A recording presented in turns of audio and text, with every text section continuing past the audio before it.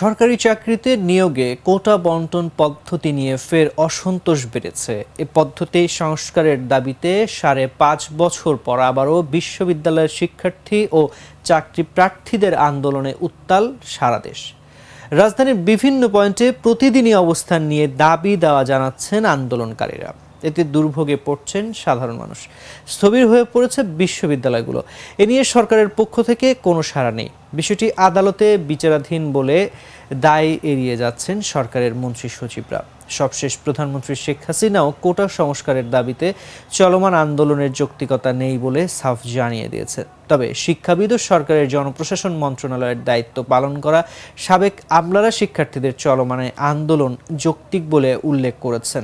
তারা সরকারের পক্ষ থেকে আন্দোলনকারীদের সঙ্গে আলোচনা করে সংকট নিরসনের তাগিদও দিয়েছেন। পাশাপাশি কোটা পুরোপুরি বাতিল না করে যৌক্তিক সংস্কার করার পক্ষে মত দিয়েছেন শিক্ষাবিদরা।